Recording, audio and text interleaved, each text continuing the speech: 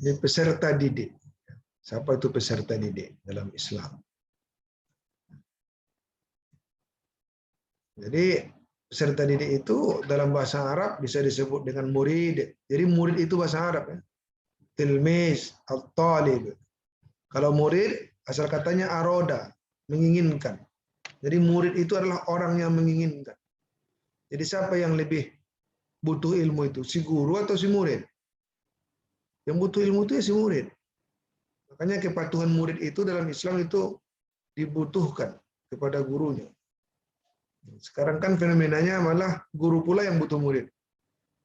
Pasang iklan sini sana sini ya, supaya murid pasti banyak daftar. Nah, itu juga sudah kebalik itu, terbalik dari konsep Islam, pendidikan Islam. Murid itu yang berkeinginan, muridun, orang yang berkehendak, dia yang ingin ilmu. At-tilmiz, tilmiz itu ya pelajar. Kalau talib itu adalah orang yang menuntut, orang yang mencari. Tolaba, mencari, menuntut. Jadi, lagi-lagi talib itu biasanya kalau kita terjemahkan bahasa Indonesia itu mahasiswa ya, mahasiswa ini talib. Karena dia lebih aktif.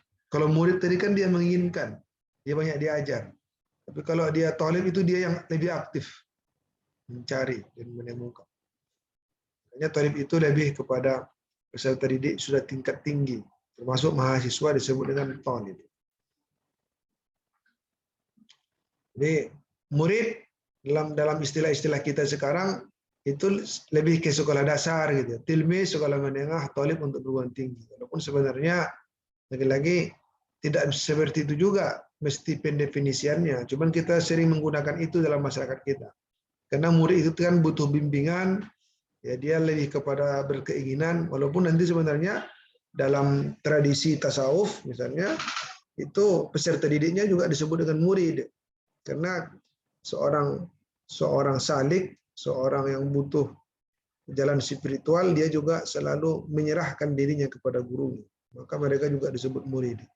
Tapi kalau mahasiswa ini kan memang diminta untuk lebih aktif, ya pembelajarannya lebih kepada discovery. Dia mencari, mengumpulkan informasi, berdiskusi seperti yang Anda lakukan tadi. Makanya kamu itu disebut sebagai talib, orang yang mencari, orang yang menuntut, walaupun tetap di bawah bimbingan muallim, guru. Tetapi istilah yang paling umum kalau dalam bahasa Arab adalah muta'allim. Muta'allim itu untuk semuanya. Kalau bahasa Indonesia muta'allim itu adalah peserta didik, gitulah ya. Peserta didik itu kan sama aja, mau SD, SMP, SMA, perguruan tinggi namanya muta'allim. Gurunya disebut dengan muallim. Muallim dan muta'allim. Ada adabul alim wal muta'allim. Adab guru dan pelajar. Ada bukunya ya, karangan Hasyim Asy'ari dan juga Imam Nawawi. Nanti kita share di grup, buku terjemahannya juga bisa Anda baca. Apa tugas kewajiban peserta didik itu? Ini yang banyak diungkap oleh beberapa tokoh pendidikan Islam. Bahwa siapa itu peserta didik? Kalau pertanyaannya siapa itu peserta didik, Anda kembali kepada bab 1 dulu, yaitu manusia. Siapa itu peserta didik? Manusia. Siapa itu manusia? Yang sudah kita pelajari ya, hakikat manusia sebagai makhluk Allah Subhanahu wa taala, ya kan? Yang terdiri dari unsur jasmani dan rohani. Jasmaninya bersifat materi, rohaninya immateri, ya kan? Kecenderungannya berbeda-beda, dia punya banyak dimensi.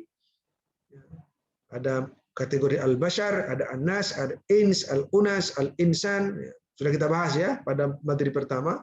Jadi peserta didik itu harus dipahami sebagai manusia utuh. Maka perlakukanlah dia seperti manusia dan didiklah dia menjadi manusia yang sejati, manusia yang sesungguhnya.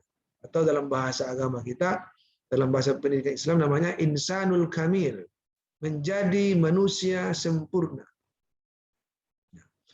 Nah, dalam proses pembelajaran, tugas dan kewajiban peserta didik itu sebelum belajar, hendaklah dia membersihkan hatinya karena menuntut ilmu adalah ibadah.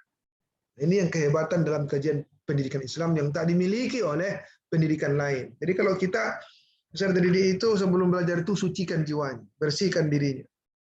Beristighfar dulu, baca salawat, buka dengan Fatihah. Paling tidak gurunya tadi moderator seharusnya mengucapkan ya kita mulai dengan baca basmalah. Guru-guru kita begitu kan kalau juga mengajar, kita mulai dengan baca basmalah. Ada yang baca Al-Fatihah.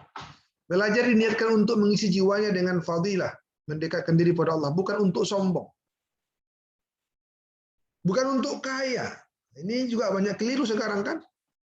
Kuliah, kenapa pilih BKPI? Oh, karena BKPI ini prospek kerjanya bagus, Pak. Nanti supaya kerja konselor dapat uang banyak. Itu udah keliru itu. Niat awal itu karena Allah. Saya suka dengan konseling. Saya akan menjalani hidup saya dengan sebagai profesi konselor untuk menolong orang. Hidup dengan konselor, tapi itu karena Allah. Sehingga nanti kamu itu menjalankan tugas kamu itu motivasinya itu karena Allah. Kita harus, karena Allah menyebutkan kita ini punya perbedaan kelebihan yang satu dengan yang lainnya. Kelebihan kita setelah kamu seharusnya berpikir selama ini kelebihan saya itu adalah suka peka terhadap orang lain, lalu suka memberikan pandangan-pandangan orang lain, membantu orang lain, terutama kejiwaannya. Maka saya pilih jadi konselor. Saya akan jadi guru konseling di sekolah. Saya senang dengan anak-anak. Saya akan berjuang hidup ini menjalani profesi sebagai guru BK karena Allah. Itu yang harus dibangun. Bukan jadi guru BK supaya saya dapat uang. Saya tak lulus bisa di perguruan tinggi sana, maka saya masuk ke UIN. Nah itu kan. Saya harus kuliah supaya dapat joroh sarjana nanti. Nah itu. Karena Allah. Coba diperbarui lagi niat Anda. Bersedia meninggalkan keluarga dan tanah air serta pergi ke tempat jauh sekalipun demi untuk mendatangi guru. Kamu sekarang di apa ini? Di rumah. Nah, tapi bersedia untuk mendatangi guru melalui online. Nah, ini bagian-bagian dari kewajiban murid. Makanya saya heran ada lokal sebelah diajak untuk Zoom, banyak pula kan tingkahnya tidak begitu tertarik untuk belajar dengan Zoom, dengan online seperti ini. Yang Anda juga begitu ini, kawan-kawan kamu yang sudah diminta buka video, tapi tak mau buka video, itu juga tidak berani, tidak bersedia untuk meninggalkan aktivitas lain untuk mendatangi gurunya. Itu tidak menunjukkan seorang murid yang baik. Menghormati guru karena Allah senantiasa menyenangkan hatinya. Hormati guru itu karena Allah. Bukan hormati guru karena nilai. Supaya nilai saya bagus, nanti saya hormati guru. Dapat keluar nilai, tak disapu lagi guru itu. Tak mau lagi dia menegur guru.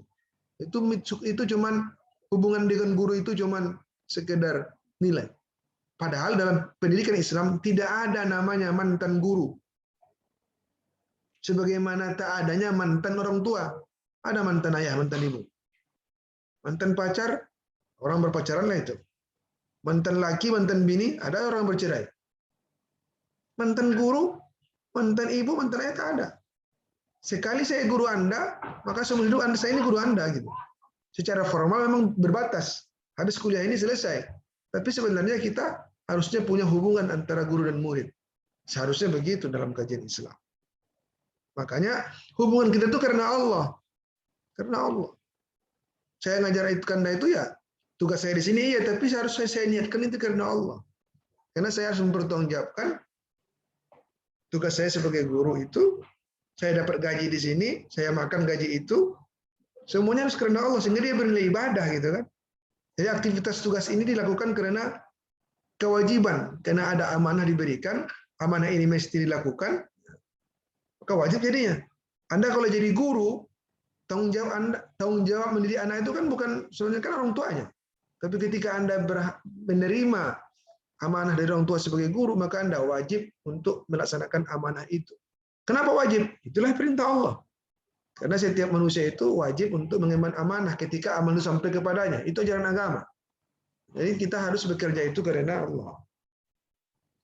Jangan melakukan aktivitas yang dapat menyusahkan guru kecuali ada izinnya. Itu yang saya katakan tadi. Contoh ini, buka video, oh enggak. Ya, kalau memang apa kameranya masalah nggak apa-apa, kan saya bilang buat di chat. Ini si Anissa sudah buat chat. Ini saya izin matiin kamera Pak, soalnya lagi vaksin. Oh lagi vaksin. Lagi vaksin kok Anda kuliah, itu juga aneh. Tapi kalau kameranya rusak, sinyalnya apa, kan boleh ya. Boleh. Kan kemarin saya bilang, kalau Anda sinyalnya terganggu, boleh Anda tutup kameranya, tapi disampaikan di chat. Tapi nyatanya Anda tidak juga kan. Dari tadi berapa orang yang nutup-nutup kamera. Tanpa ada chat, tanpa ada apa. Ada yang cuma meninggalkan kursi aja ini. Nggak ada orang yang dari mana. Suci Rahayu mana ini orang? Gambar apa salah. Jadi ini coba ini. Jangan lakukan aktivitas yang dapat menyusahkan guru kecuali ada izinnya. Jangan membuka aib guru senantiasa memaafkan jika ia salah. Allah Pak Qasim ini orangnya ngomong aja yang pandai itu. Orangnya pemarah kali itu orangnya. Orang menyinggung aja kerjanya itu. Kalau itu yang Anda lakukan tidak berkah. Ilmunya tak berkah. Jadi kalau salah guru itu maafkan. Karena guru itu bukan malaikat. Guru itu manusia. Anda nanti jadi guru akan merasakan itu. Kita pasti punya salah kan? Jadi ketika salah guru kita jangan dicemeh, jangan dibuka aibnya. Ini banyak sekali ya. Kalau kita pulang sudah reunian. Masih ingat nggak dengan bapak itu? Wah, pandangannya gini. Ingat nggak ibu itu? Seringkali bersolek. Tiap hari ganti pakaiannya. Ingat nggak bapak itu? Pemarahnya minta ampun. Buka aib. Mereka ngumpul-ngumpul justru memperburukkan gurunya. Nauzubillah. Bersungguh-sungguh menuntut ilmu mendahulukan ilmu yang lebih penting. Ilmu ini banyak kan? Kamu sekarang kan banyak ini mata kuliahnya. Dahulukan mana mata kuliah yang paling penting. Ya. Dahulukan yang paling penting. Tentu yang paling penting itu adalah sesuai dengan bidang keilmuan kamu. Yang lainnya sebagai dasar-dasar juga harus dikuasai. Paling tidak yang kamu pentingkan sekarang adalah mata kuliah yang semester ini. Gitu. Mungkin kamu banyak juga melihat buku-buku lain, ingin kamu baca, itu juga boleh kamu baca. Tapi yang paling penting itu dalam kuliah ini, semua mata kuliah yang diambil semester ini tolong didahulukan dulu. Semua peserta didik mesti menjalin ukhuwah yang penuh kasih sayang. Anda sesama saya, Anda harus saling berkomunikasi. Bergaul dengan baik terhadap guru-gurunya seperti lebih dahulu memberi salam. Hendaknya senantiasa mengulangi pelajarannya pada waktu yang penuh berkah. Bertekad untuk belajar sepanjang hayat, menghargai setiap ilmu. Ini adalah kewajiban murid yang disebutkan dalam kajian Islam. Kata Al-Ghazali yang ditulis juga oleh Said Hawa, dahulukanlah menyucikan jiwa daripada akhlak yang hina. Jadi murid itu harus menyucikan jiwanya. Kurangi keterkaitan dengan kesibukan dunia yang dapat menyibukkan dan memalingkan kamu dari konsentrasi. Mati dia ya, hilang tadi.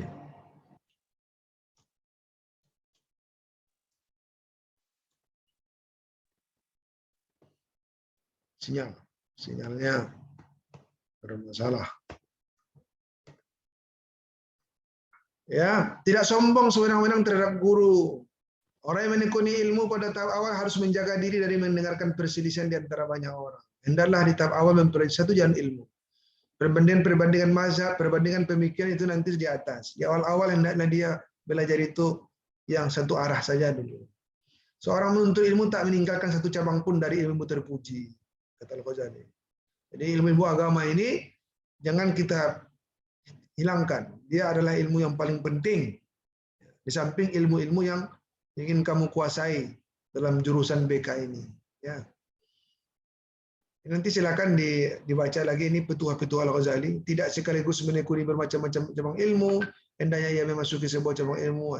Ada beberapa aturan di sini yang disebut Al-Ghazali. Tapi yang paling penting ini juga sifat-sifat ideal peserta didik menurut Al-Ghazali.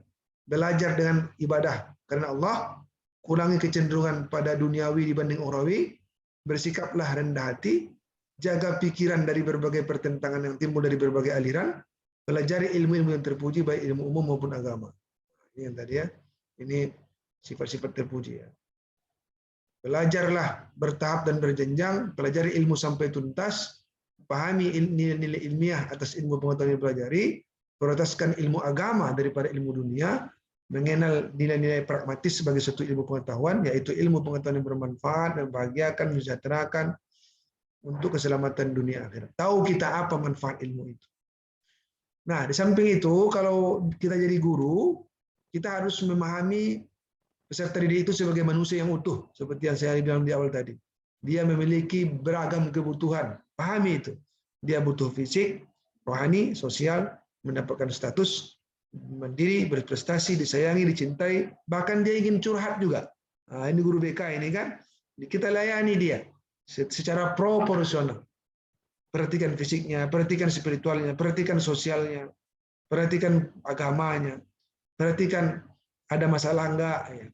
Kalau di BK nanti ada bimbingan kelompok kecil, ya kan? Ya, ada edisi curhatnya kan? Ini adalah makanya tidak hanya guru BK harus pandai konseling ya. Semua guru mata pelajaran itu juga harus memiliki ilmu-ilmu konseling dasar. Karena juga mereka akan diminta untuk bisa mendengarkan curhatan murid-muridnya. Gitu ya. Tidak hanya guru BK. Kalau guru BK untuk khusus nanti ada memang spesial cara dia mengajar ya. Melihat kemampuan peserta didiknya. Bahkan peserta didik punya dimensi jasmani, akal, keberagamaan, akhlak, rohani, seni, sosial. Itu harus kita perhatikan. Dia punya akal, ada akal tamyiz, tajribi, dan akal nazari. Dia bisa memilah-memilih, dia bisa melakukan eksperimen, bahkan dia juga berpikir kritis. Akal manusia itu sangat unik. Bahkan kata Gardner, walaupun ini peneliti barat, tapi ini menarik juga dikaji, bahwa Gardner mengatakan setiap manusia itu punya kemampuan intelligence yang berbeda-beda tingkatannya. Kita semua punya kecerdasan ini, tapi tingkatannya berbeda. Ada yang naturalis, ada yang musikal, ada yang logik, matematik, ada yang eksistensial, ada interpersonal, body kinesthetic, linguistik, interpersonal, dan spasial. Ya kan? Ada orang yang pintar, dia berbahasa Inggris, tapi tidak pandai matematika. Ada yang pandai fisika matematika, tapi sulit dia berbahasa. Gitu kan? Ada yang mau bicara saja, tapi suruh nulis nggak tahu nulis. Ada yang suka nulis, menggambar, buat cerita, buat novel, buat kisah-kisah, tapi disuruh dia ceramah nggak pandai ceramah. Nah, Allah memberikan kelebihan antara yang satu dengan yang lain. Maka kalau kita mendidik peserta didik itu juga pahami anak-anak itu punya perbedaan-perbedaan kecenderungan. Bahkan gaya belajar pun berbeda. Ada yang suka visual, ada yang suka audio gitu kan. Ada yang suka bergerak-gerak sambil belajar kakinya goyang-goyang terus. Nah, ini orang kinestetik ini. Sukanya dia bergerak. Ini harus diskusi, buat apa namanya, simulasi-simulasi. Tapi ada anaknya yang cuma diam aja, suka baca aja gitu kan. Melihat aja, berarti dia anaknya visual. Karena cuma mendengar aja, dia sambil belajar sambil hidupkan lagu-laguan, MP3 apa. Itu berarti dia anaknya audio. Ini harus diperhatikan. Nanti kamu di BK dipelajarilah itu. Islam juga mengakomodir itu sesungguhnya dengan memahami manusia itu berbeda antara satu dengan yang lainnya. Maka Nabi Muhammad juga akan memperlakukan sahabat-sahabatnya dengan sesuai dengan kondisi mereka. Ya Rasulullah, aku ini senang berbuat jahat, tapi aku mau Islam. Gimana caranya? Nabi katakan, jangan berbohong. Makanya dia menjadi sadar, tidak ada perbuatan yang bisa dilakukan kalau kita jujur. Maka dia akan jadi orang baik. Ya Rasulullah, bila aku nasihat, la taghdab, jangan marah. Jadi Nabi menasihati orang sesuai dengan kondisi sahabat-sahabatnya itu. Jadi ini karena memang manusia itu berbeda, persoalannya berbeda, cara pandangnya berbeda pula kelebihannya. Ada Nabi memotivasi orang, ya beri amanah, kasih amanah kamu jadi apa namanya, diberikan, dia mendoakan siapa, Ibnu Mas'ud, Ibnu Abbas ya, menjadi seorang yang paham tentang Al-Quran, ya, seorang mufassir. Nabi membimbing Zaid bin Sabit menjadi ahli bahasa, kemudian dia jadi penulis, jadi penerjemah, semacam sekretaris Nabi. Jadi berbeda-beda kan. Ada Nabi pula yang mendorong orang ini menjadi panglima seperti Khalid bin Walid, panglima dalam berperang, karena badannya kuat dan dia gesit, gitu kan. Jadi berbeda-beda. Jadi bukan semuanya jadi ahli tafsir, bukan semuanya jadi ahli perang. Berbeda-beda. Malah kata Allah dalam Quran surah At-Taubah itu, jangan semuanya kamu pergi berperang, bertempur. Harus ada yang menuntut ilmu, memahami, tafaqquh fid din, menguasai ilmu pengetahuan agama. Berbagi peran. Karena memang kita juga berbeda-beda. Peserta didik itu juga berbeda-beda kemampuannya. Nah, itu yang harus dioptimalkan. Ya, intelijensinya juga berbeda-beda. Ada intelektual, emosi, spiritual, qalbiyah, religius, kinestetik, linguistik, dan eksistensial. Macam-macam tadi. Bahkan yang terakhir, murid itu harus tunduk kepada gurunya. Kata Ali bin Abi Thalib, "Ana abdun man 'allamani harfan wahidan." Aku ini adalah budak dari guruku, walaupun guruku itu hanya mengajariku satu huruf saja. In sya'a wa in sa'ataqa wa in sa'istaraqa. Terserah guruku. Apakah guruku mau menjualku? Juallah aku. Kalau guruku ingin memerdekakanku, merdekakanlah aku. Apabila dia menjadikan aku tetap budaknya, jadikanlah aku budaknya. Begitu Ali bin Abi Thalib menyerahkan dirinya kepada guru. Begitu ketaatannya kepada guru. Begitulah seharusnya peserta didik. Tentu guru yang mana yang ditaati itu? Tentu guru yang tadi yang kita pelajari kemarin. Guru-guru yang punya kompetensi. Guru-guru yang juga pewaris Nabi. Guru-guru yang juga menjadi teladan. Sehingga kalau kita bertemu guru-guru seperti ini, maka seorang murid yang membutuhkan ilmu dari gurunya harus senantiasa mentaati guru. Maka jangan Anda sepelekan apa yang saya katakan. Kita punya seperti ini kontrak belajarnya. Harusnya Anda patuhi gitu. Tapi kalau tidak dipatuhi, maka itu membuat proses pembelajaran tak lagi menjadi berkah. Jadi dalam Islam itu dikenal istilah berkah. Keberkahan dalam belajar, sehingga ini itu ilmu yang bermanfaat. Karena tidak semuanya orang pintar itu akan berkah. Atau bahasa lainnya ilmu bermanfaat. Makanya doa kita itu, Allahumma inni as'aluka ilman nafi'a wa rizqan thayyiba wa amalan mutaqabbal. Allahumma inni as'aluka ilman nafi'a. Ya Allah, berikan aku ilmu yang bermanfaat. Allahumma inni a'udzubika min ilmin la yanfa'. Ya Allah, lindungi aku dari ilmu yang tak bermanfaat. Gitu. Jadi kebermanfaatan tadi itu selain dari kesungguhan peserta didik, di situ ada juga konsep keberkahan, yaitu dia harus menghargai gurunya, menghargai pendidiknya. Begitu kira-kira saudara untuk materi hari ini, karena sudah jam 9:12. Ada pertanyaan?